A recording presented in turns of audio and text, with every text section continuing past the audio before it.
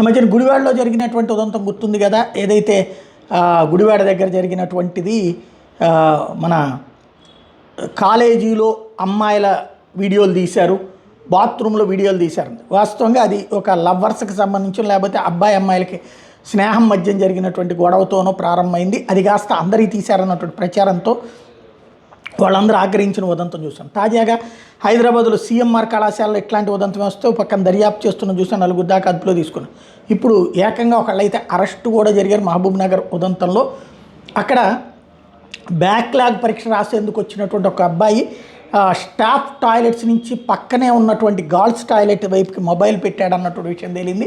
ఆ mobile టాయిలెట్ని mobile వైపు, ఆడపిల్లలు ఉండేటటువంటి మొబైల్ వైపు పెట్టారండి. అటెండర్స్ దాన్ని గుర్తించి సీ టీమ్కి సమాచారం ఇవ్వడంతో ఐడెంటిఫై చేశారు. పరీక్ష అయిపోయాక తన మొబైల్ పోయిందని చెప్పేసి అబ్బాయి కంప్లైంట్ చేసి డ్రామా క్రియేట్ చేసేటటువంటి ప్రయత్నం చేశారు. నిందితుడు తిరిగి మాకే ఫిర్యాదు చేశాడని చెప్పేసి పోలీసులు చెప్తున్నారు. ఇప్పుడు అతన్ని ప్రస్తుతం అదుపులోకి తీసుకున్నారు, అరెస్ట్ చేసినట్టు ప్రకటించారు. విచారణ తర్వాత తనే ఆ మొబైల్ పెట్టినట్టు ఒప్పుకున్నాడు. ఆ కుర్రోడు కూడా నిందితుడిని మొబైల్ని పోలీసులు తీసుకెళ్లారు. తద్వారా బాత్రూముల్లో ఆడపిల్లలకి సంబంధించినటువంటి సిద్ధార్థ అనేటటువంటి అబ్బాయికి సంబంధించి ఇప్పుడు కావాలని చేశాడని, ఇందులో ఎవరి సహకారం లేదని తెచ్చారు. ఇప్పుడు ఇట్లాంటి వాళ్ళతోనే పెద్ద సమస్య అవుతుంది.